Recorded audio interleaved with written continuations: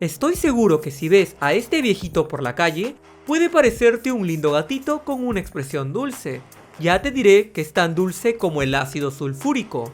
Por ende, hoy nos toca hablar del Johnny Depp de la política peruana, el multifacético Aníbal Torres, quien hoy en día es percibido como un auténtico patriota por los vaguitos de la Plaza San Martín y también como todo un rockstar por algunos estudiantes desmemoriados de la San Marcos. Este videoensayo, a modo de biografía no autorizada, pretende analizar las artimañas políticas de un abogado que parece sacado de una película de la mafia. Sin más preámbulos, comencemos.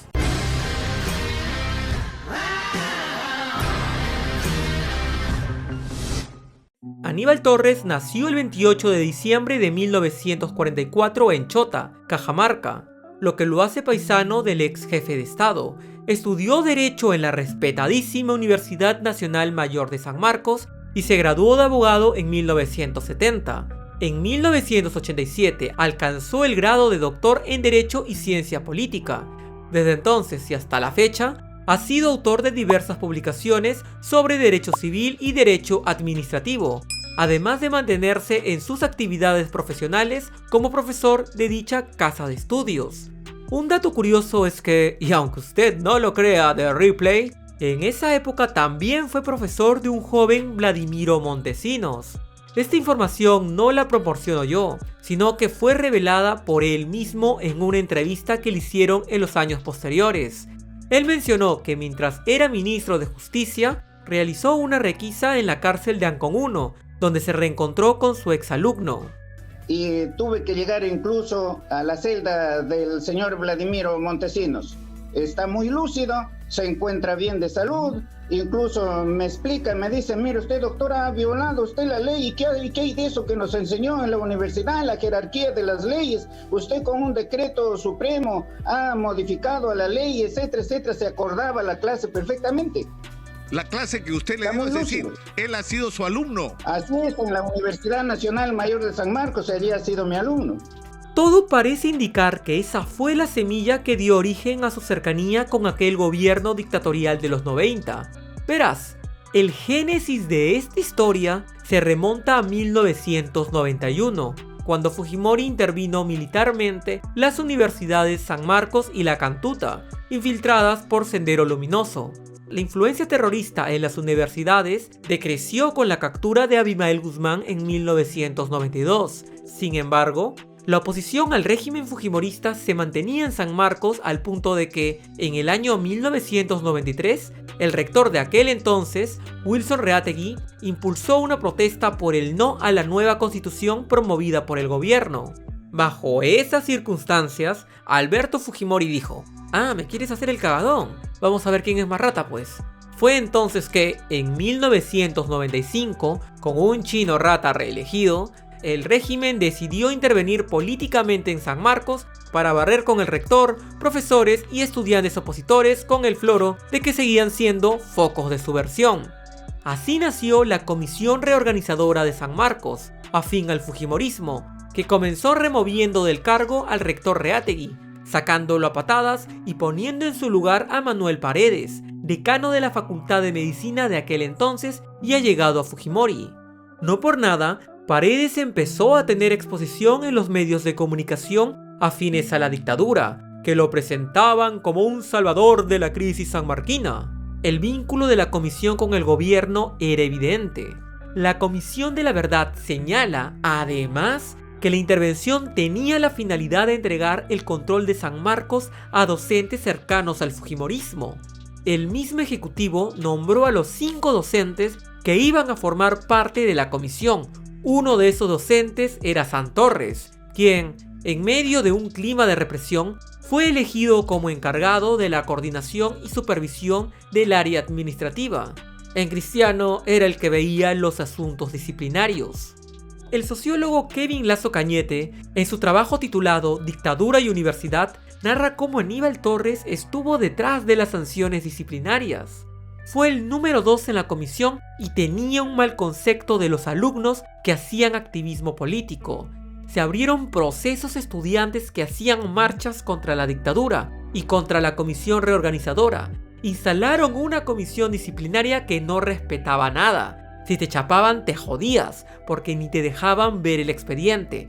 No tenías derecho a la defensa y para concha, ni te decían de qué te acusaban. Solo lo hacían para eliminar la oposición interna. Su comisión disciplinaria sancionó en el primer año a 900 alumnos. Además, las nuevas autoridades desaparecieron a los grupos estudiantiles organizados, como la Asamblea Universitaria y los centros federados. Y eso no es todo. Autorizaron también el espionaje realizado por el desaparecido Servicio de Inteligencia Nacional dentro de la sede universitaria. Los infiltrados del CIN vigilaban día y noche a los profesores, estudiantes y administrativos opositores, a quienes grababan, tomaban fotos y filmaban para elaborar informes de inteligencia sobre sus actividades en la universidad, las mismas que eran remitidas exclusivamente y en forma confidencial al presidente de esta comisión reorganizadora. Aníbal Torres ocupó este puesto con firmeza durante 5 años, siendo el año 2000 el que se firmó el acta de defunción de la comisión reorganizadora, la cual desapareció con la caída del Fujimorato. Déjame tu opinión sobre la participación de Aníbal Torres en la represión de estudiantes y profesores sanmarquinos durante la época de totalitarismo. Y ahora, volviendo al tema, los años pasaron y nuestro protagonista continuó ejerciendo su profesión, mientras buscaba cómo acomodarse en cualquier partido político que le permitiera recuperar el aura de poder que antaño gozaba. Tanto así que, en el 2011, postuló al Parlamento como parte de la alianza política Gana Perú del expresidente Ollanta, sin poder lograr ningún curul. Luego apoyó a Johnny Lezcano de Acción Popular en la primera vuelta de las elecciones generales del 2021 y luego se puso al servicio de Pedro Castillo. Es decir, pasó de ser ferviente fujimorista a estar en un partido etnonacionalista, para luego irse a un partido centrista y finalmente acabar en uno de izquierda, y convivir políticamente con personajes tildados de cercanía al senderismo como Iber Maraví o exguerrilleros como Héctor Béjar. Después de todo este arroz con mango, tú te estarás preguntando, ¿cuál es su ideología política realmente? Hace un tiempo, entrevisté a un ex alumno de Torres y le hice exactamente esa pregunta. Por favor, escuchen su respuesta. Por cierto, ¿tú identificaste cuando lo conociste su postura ideológica?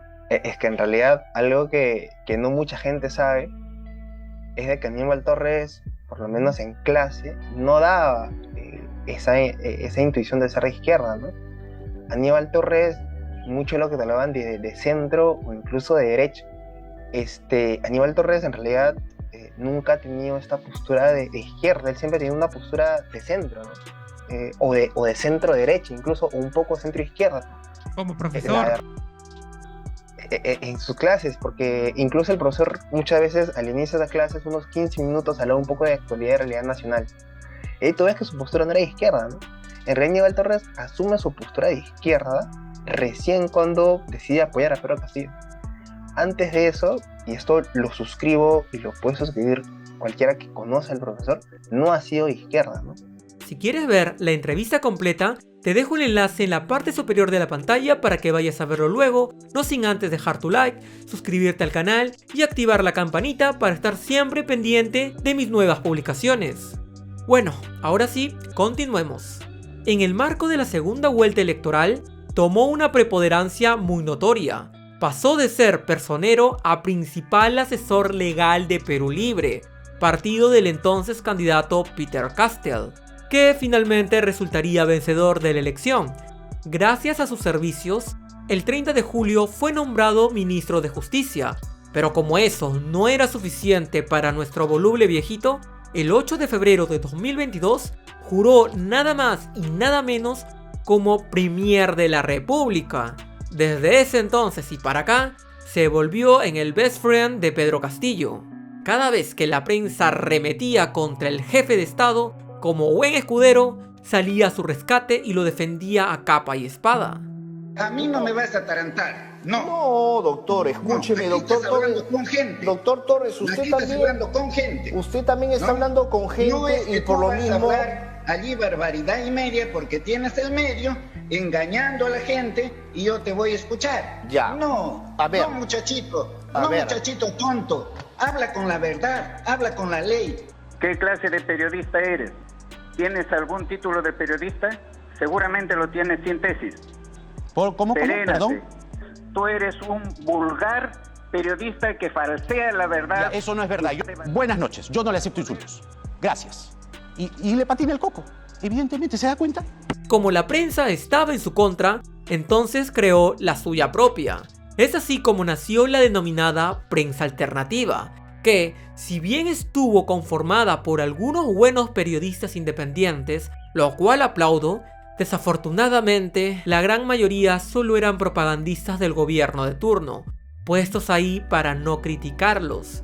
Muchos de ellos empezaron a vender la imagen de Torres como una eminencia en derecho y a proclamar que el gobierno castillista era puro y pulcro, lo cual no fue ni uno ni lo otro. En el primer caso, muchos de sus ex alumnos, que son amigos míos, afirman que, aunque es competente como profesor de historia de derecho, existen otros referentes más destacados en la materia que lo superan con creces. En el segundo caso, Pedro Castillo es el primer presidente en la historia del Perú en ser investigado por 7 delitos durante su gobierno. ¿Qué de puro y pulcro puede tener ese señor? El socialismo choro no existe. Basta de tapar el sol con un dedo. En medio de todo ese mamarracho se encontraba Caníbal Torres, quien, sin rastros de tener sangre en la cara, empezó a mostrarse como un abanderado del antifujimorismo y no tenía inconvenientes en cuestionar al fujimorismo. Esto lo llevó a una de sus tantas polémicas cuando comparó a Fujimori con Hitler. ¿Cómo es que podemos tolerar a quien permitió se secuestren a los estudiantes de la Cantuta? ¿Te puedes quedar tranquilo, te puedes quedar tranquila diciendo: ah, pero ese hizo mucho bien al Perú? Hay que reconocerle sus buenas obras. Pero yo les pongo como ejemplo, en Alemania, no fue Hitler, Adolfo Hitler, el que lo convirtió en potencia mundial a Alemania, fue él, pero fue condenado. El auge de nuestro Gepetto acabaría el 7 de diciembre del 2022, día en que Pedro Castillo dio el fallido golpe de estado, acto que presenció y durante su detención preliminar anunció que pasaría a la clandestinidad al haber sido incluido en la investigación por su presunta implicación en el delito de rebelión. La hipótesis que maneja el Ministerio Público, luego de allanar su casa y encontrar múltiples manuscritos, es que él redactaba los textos que leía Castillo Terrones en sus apariciones públicas, incluido el texto de golpe de estado. Esto daría a suponer cómo así Vladimiro Montesinos era el presidente de facto y Fujimori el formal. Casi lo mismo sucedía con Torres, solo que este último, cuando ya no le vio utilidad a su peón, lo arrojó a los lobos. Según el exmandatario, a través de una carta firmada con puño y letra, fue traicionado y abandonado por Torres. Cito y leo: durante mi detención, seguí cada una de sus instrucciones porque le había brindado toda mi confianza. No fui informado de las consecuencias de los documentos que firmé. No tengo conocimiento de jurisprudencia y mi sorpresa fue grande cuando otros juristas me explicaron que nunca debía haber firmado ninguno de los documentos entregados por la Fiscalía de la Nación. Teniendo el rechazo de la mayor parte de militantes de Perú Libre y viendo que Castillo lo excluía al crear su propio movimiento político, decidió tomar rumbos distintos e impulsar públicamente la inscripción del partido APU, mismo que Ancaca promocionaba desde mucho antes. Recordemos que su organización Rimac Yacta y medios afines siempre han sido los únicos sitios web que han intentado lavarle la cara y promocionarlo como la mejor opción, por lo cual ya se veía venir su posible participación.